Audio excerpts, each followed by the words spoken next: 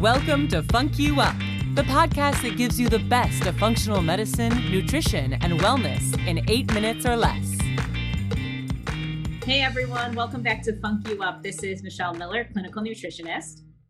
And this is Diana Orchant, functional medicine registered dietitian. So we get a lot of questions about snacking. What are our favorite snack foods? What foods do we keep on hand? Is snacking a good idea? Is it a bad idea? So we're going to break down all the basics and all of your questions to hopefully prepare you to be a healthier and wiser snacker. So Diana, start us out with kind of first steps of, is this something we should be doing? When is it okay? Yeah, so snacking really has this kind of negative connotation, like, oh, I just tried to have 3 meals, I didn't snack today. But really, snacking is often really necessary for a lot of different things, whether it be blood sugar stability, keeping our appetite in check so that you're not eating these 3 large meals because you're starving every time you get to them. So yeah, I think there's actually a lot of benefits of snacking if it's done correctly.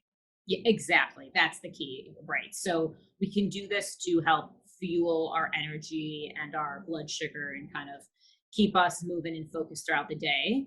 Or you can have like a really irresponsible snack that's like filled with sugar, starch, or sugar kind of, late afternoon time. And that's just going to make you really sleepy and tired for the rest of your workday. Absolutely.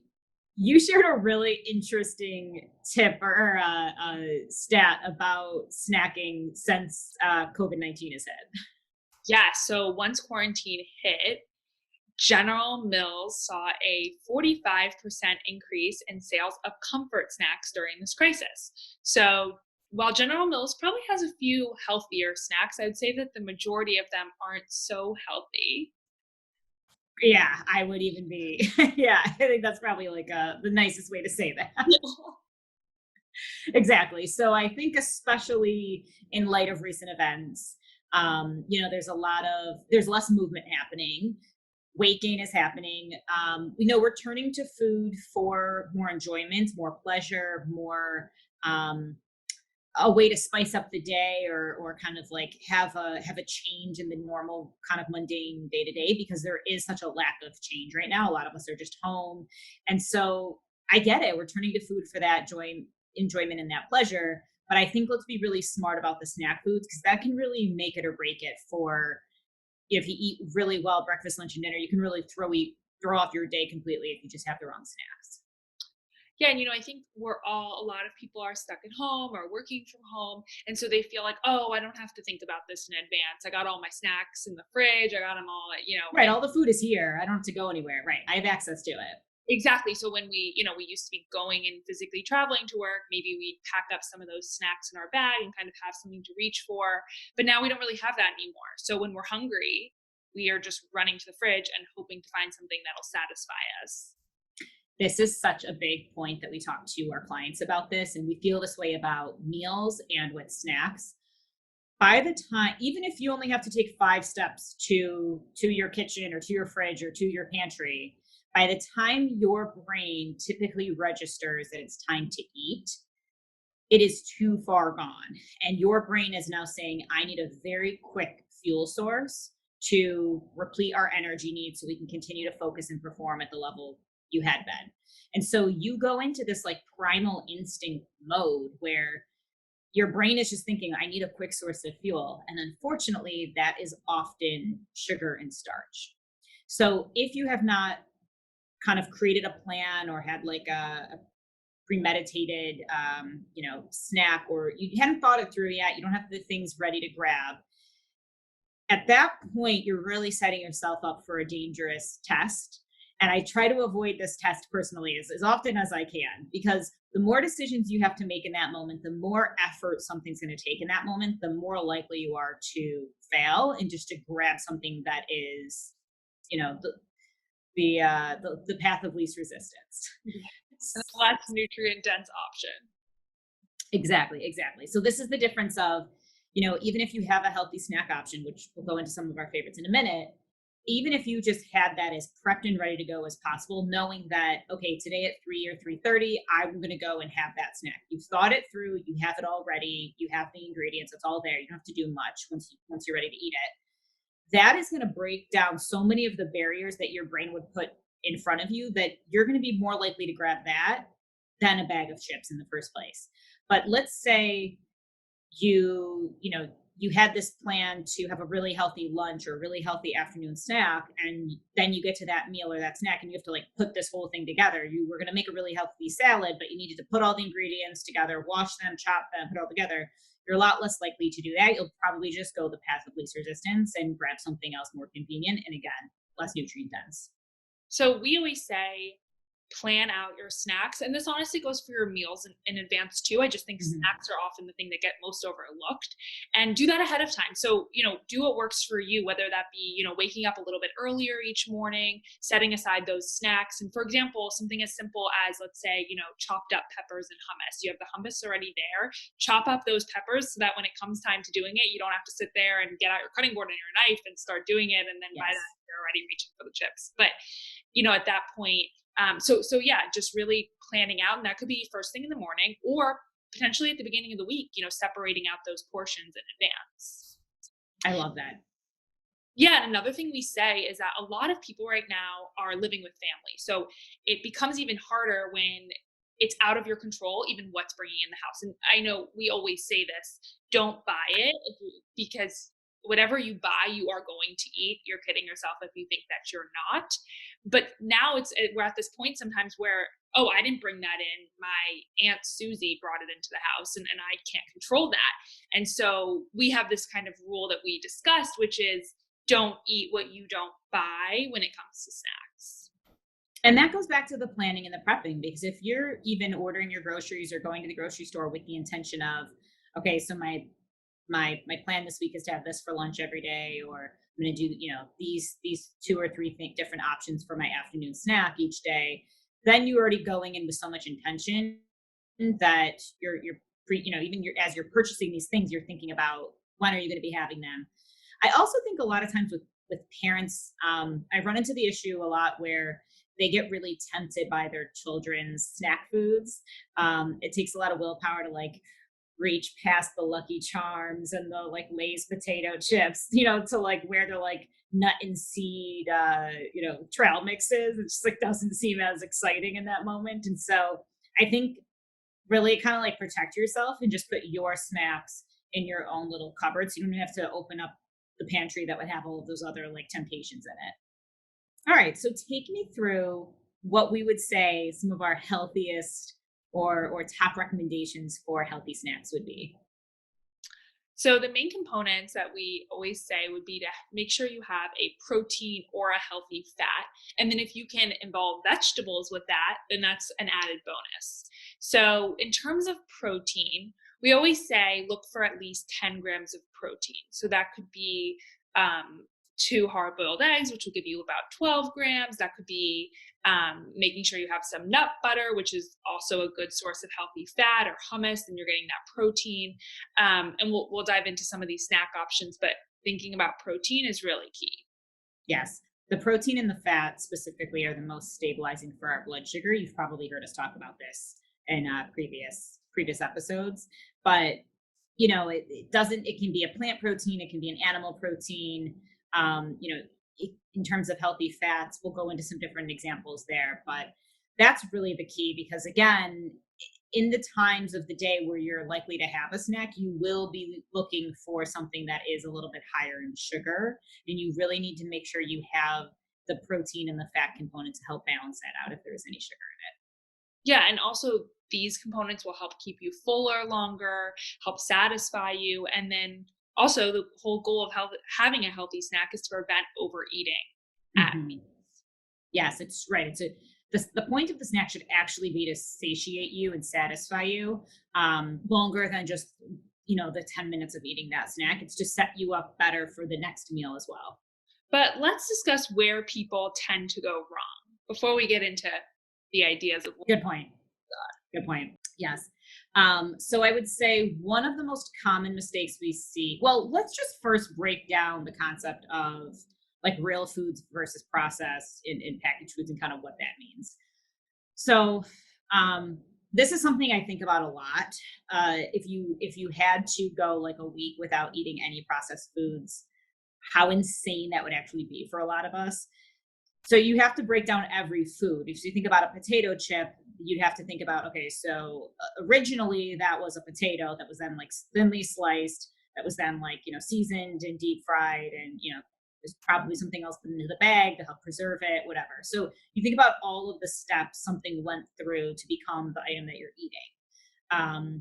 If you think about nut butter, maybe you don't know exactly how nut butter is made, but it comes from nuts. There's probably an oil component or something. It's mixed up. It's chopped up and mixed around, and then you have a butter that comes out of it. Versus a protein bar that has nut butter in it, there's obviously going to be additional processing that's happening there.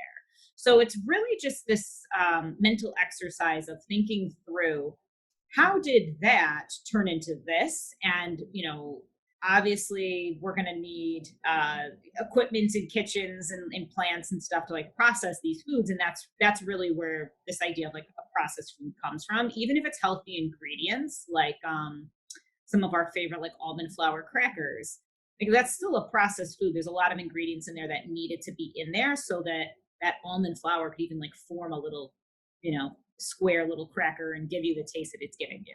Yeah, another thing that we always consider where people can go wrong is having too much sugar. So again, this goes back to, if you're planning everything out in advance, you likely won't be reaching for that chocolate at that midday snack, or maybe you still will. But that sugar, the problem is around 4 p.m., that's when we see a lot of people's blood sugar drops. I even see cortisol levels drop at that time, making us want something that'll kind of act as a stimulant. And so that sugar, what happens is our blood sugar then immediately spikes and then crashes later, making us hungry, tired.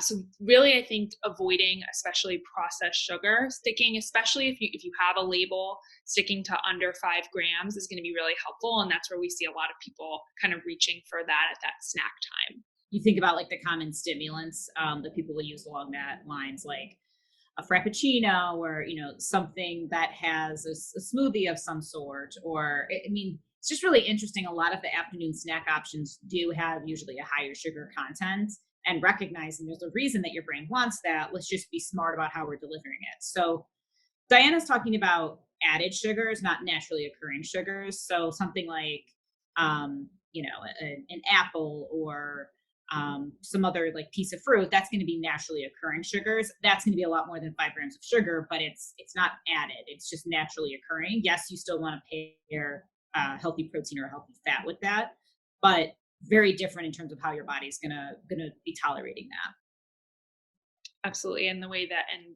whether you're pairing that with a protein or a healthy fat obviously makes a big difference too, in terms of how your body's going to tolerate it, and whether we're going to see that blood sugar spike. And I also think calories is not something we talk about a lot, but something that is really important when you're talking about a snack, because there is a sweet spot.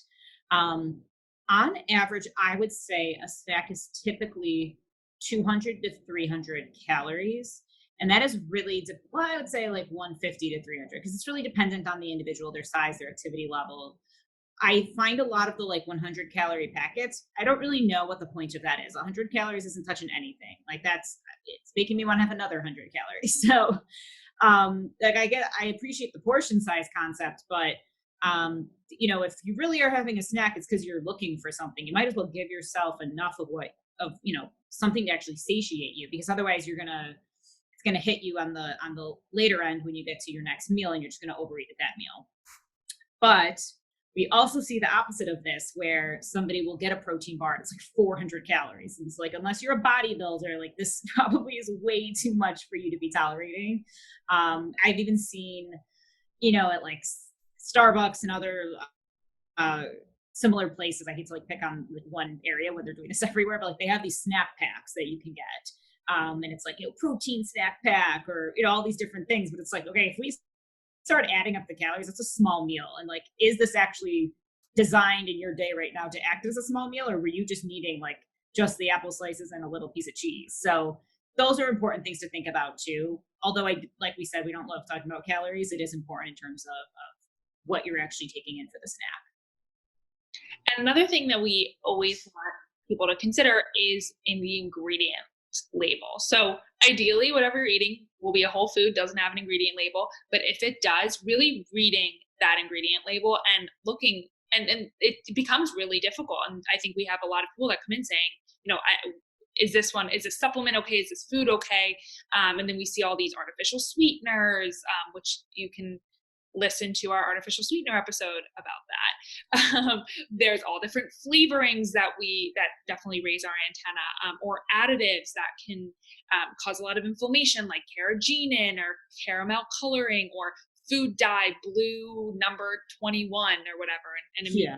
that's something that we would want to avoid, even if it looks like a really healthy food. Great point. Yes. I think it's just a great practice in general to get used to turning that product over, looking at the ingredient label. Okay, what's the total grams of sugar? What's the serving size? We also need to talk about that. That can be kind of a hidden thing too. If it says 2, then you have to double everything if you plan on consuming it. Double the calories, the protein, the sugar, all of that. But so you look at the calories, you look at the grams of protein, you look at the grams of sugar, you look at the serving size, and then you look at the ingredient label. And the ingredient label, we've talked about this in other episodes, but the first ingredients are going to be what's in the largest amount. And as you go further down the ingredient list, it's going to be less and less of those ingredients. So if you are seeing some suspicious ingredients, you should just not consume to begin with. I'm never consuming artificial sweeteners or, food dyes, even if it's the very last ingredient. But there are some food additives that are like a lot of different gums and things that are used in a lot of the processed kind of like quote unquote healthy snack foods. If those are towards the end of the list, I'm going to kind of use my best judgment on how often and how many I'm going to have. But I totally agree. There's a lot of these things you got to kind of look out for. And unless you know to look for them, the marketing is going to totally throw you off, right? So you can't trust the marketing. You really have to educate yourself and get used to just practicing. Okay, let me just flip this box over, this piece of food over, so I can really get a sense of what's in it. So now that we've discussed where people go wrong, let's dive into what people can do to make sure that they're choosing the right healthy snacks. So like Diana said, always bonus points if you can get vegetables in it at a snack time. So let's start there. Vegetables don't have to be boring. I'm a big fan of pairing vegetables with healthy protein or with healthy fats.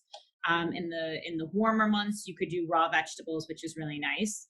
I love doing like chopping up cucumbers, grape tomatoes, and avocado, and making little like summer kind of cold salad, a little like balsamic or a little olive oil, and kind of mixing that up, and just I'll pre-portion that for a couple days. And that's a really nice snack that I can have. Get the healthy fat from the avocado. But I know a lot of our clients will end up doing like hummus or guacamole or tahini or some sort of like a dip or a dressing to kind of act as a vessel so that it's easier to get the vegetables in there as well. Yeah, there's so many great vegetables that you can use as snacks. I feel like people often just reach for baby carrots because that's easiest. And for celery, yeah. Yeah, and while those are amazing options, there's jicama, which is kind of like a more crunchy vegetable, which might give you more of that texture you're looking for, or a variety of bell peppers. Every color kind of tastes slightly different. So those are some good vegetable options too, especially if you're eating them raw. Yeah, and I think sometimes even just preparing them differently, like a cucumber sticks. It's just changing the texture, the experience of it, especially for children. That's huge. Really change up the way that you're cutting and preparing vegetables. Can somebody was showing me they were just like slicing the carrots into these little shreds, and like their daughter was suddenly eating the carrots because it was just a different texture, but it was the same food that they were avoiding. Now, a lot of times we do have fruits as a very popular snack, especially in the afternoon time because it gives you that natural sugar. But what are some ideas of how we could kind of utilize fruit and balance it out with our goals? Yeah, so I think we always say try to stick with 1 cup, whether that be a cup of berries or 1 serving, which would be like an apple or an orange or a pear.